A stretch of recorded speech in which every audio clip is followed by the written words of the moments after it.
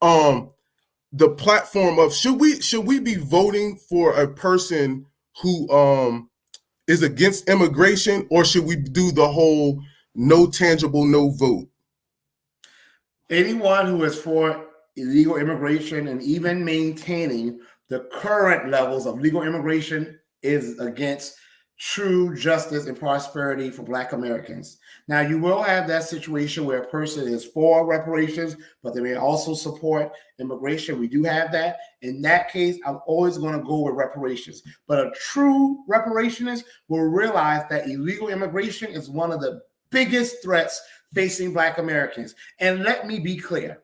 The real issue are not necessarily the illegal immigrants. The real issue are the employers who employ them, because they would not be coming here if they were not giving a source of income for them to provide for themselves and for their families. So a lot of time we focus on the illegal immigrants, and we should. And why should we? Because in California, the largest racial discrimination lawsuit in the history of California was a suit from Black Americans, I believe, in a factory, filing it against Hispanic and Latino, I guess maybe most from Mexico, who were racially terrorizing these Black Americans. These Black Americans are now paid, and they have received justice. But the things they went through, having bananas put in their locker rooms, their tires slashed, the N-words being written all over their little workstations, this was done by people in the country illegally. There have been reports of Mexican gangs firebombing Black communities, something that the Ku Klux Klan used to do to us in the South, in the Midwest, and even the North. Mm-hmm. You got people who come to this country and are able to get a home, go to school, get health care, and not be denied these things because of the Civil Rights Act that we fought and bled for things that we went through for centuries. They're benefiting from it. Not only that, you have governments who will set aside resources for these illegal immigrants. The federal government is paying $60 million minimum a day for illegal immigrants who are in federal detention. You got states like New York City, Chicago, and DC that have already spent tens of millions, billions of dollars to house and feed illegal immigrants. They put out people who look like you and I out of a shelter, put our people in the cold, and then made the shelter into a luxury stay for illegal immigrants with sofas, video games, exercise equipment, plush little day beds. They gave them specially designed cuisines for their culture, while our people were in there living in squalor and now put out in the streets. We absolutely should focus on the illegal immigrants too, because a lot of them are coming here. They are anti-Black American, and at best, a lot of them don't give a damn about us. And not only that, studies have shown the higher the level of illegal immigration, the higher the unemployment rate for Black Americans, but especially Black men with a high school diploma or less. The higher the incarceration rate for Black Americans, but especially Black men with a high school diploma or less. The lower the wages by 60 to 80% for Black Americans, but especially Black American men with a high school diploma or less. And when Black American men are unemployed or are not making enough money, their rates of marriage fall, which is why Black Americans, who once upon a time had a higher marriage rate than white Americans, now do not get married as often as we used to. Because with all men, this is something that the data shows, with all men in America, most men only marry if they feel economically secure. With Black men are no different, but Black men are the only group of men that have the history for centuries of being terrorized and deprived of opportunities. Now we bring in illegal immigrants who are often competing with Black American men with a high school diploma or less for doing the same jobs that we used to do: roofing, flooring, carpentry, heating and air, electrical work, lawn maintenance,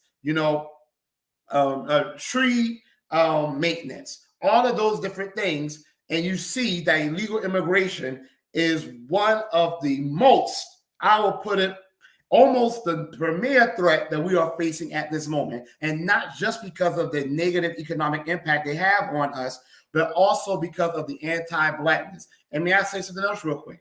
Yes.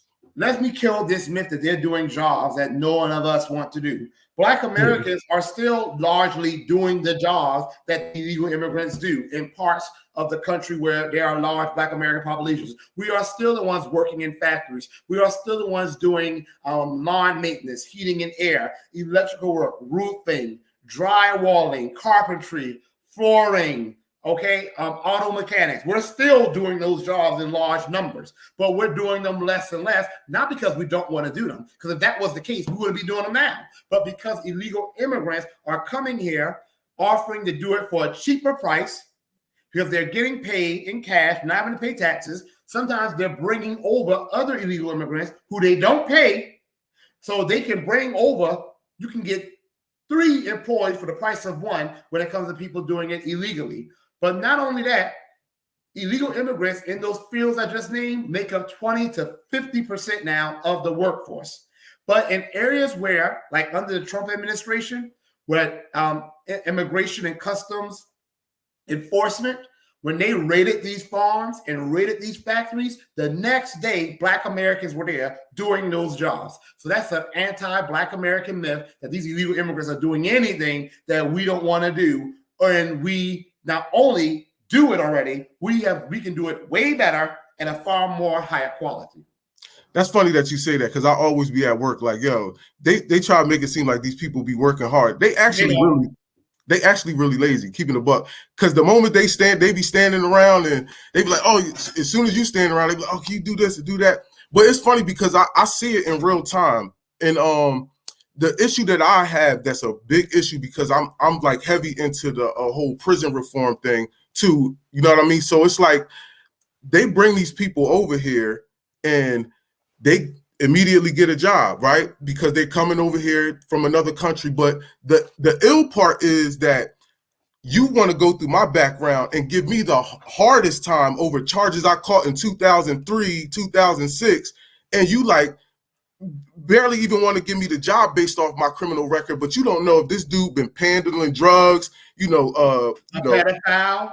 Yes.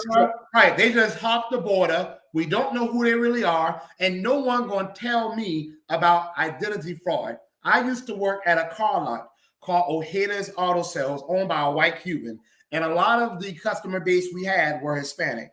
And several times I had customers come in, but the one time that stands out the most were these young men from Mexico, and they gave me their tax ID number, okay? And it kept getting rejected. They were saying it was invalid. They came in with 6 different tax ID numbers until one finally worked, okay? So no one's going to tell me there's an identity theft. And by the way, I'm now working in social services, but I didn't need to work in social services to know this. I work with, because I speak Spanish, I'm the only one on my job that speaks it. I deal with a lot of the Spanish-speaking clients, but this is something I knew when I was a teacher.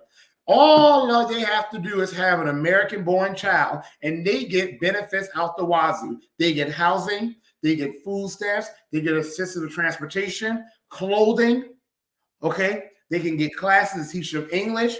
They can get jobs added to them. They can get free food. And no one's going to tell me that this is a myth, because they know it's not. They don't get it being here illegally, but if they have an American-born child, they get all the things that any other American would get. So pretty much, as long as being an American citizen means nothing. And then they come here, and immediately our government says these are good people who deserve a chance. How do you know they're good people? You don't even know who they are. How are they going to be good citizens for our country when they came in our country illegally?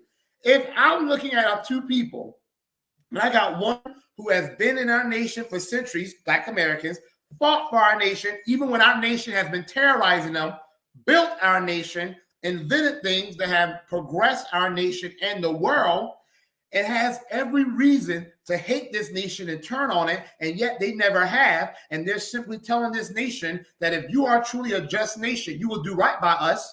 And then the other person is someone who came into this country illegally, ignored our nation's laws, really do not work hard. They really get everything handed to them the moment they come to our nation. We don't know them from a can of paint. We just assume they're better. I'm going to go with the person that's been here all this time and is a true American and has every reason to hate America, but still loves America because they built it, and America just has to do right by them. I will not choose the person that came here illegally and ignored our laws and think somehow by giving them and rewarding them for it, they're going to become a better citizen. That's the stupidest thing I've heard.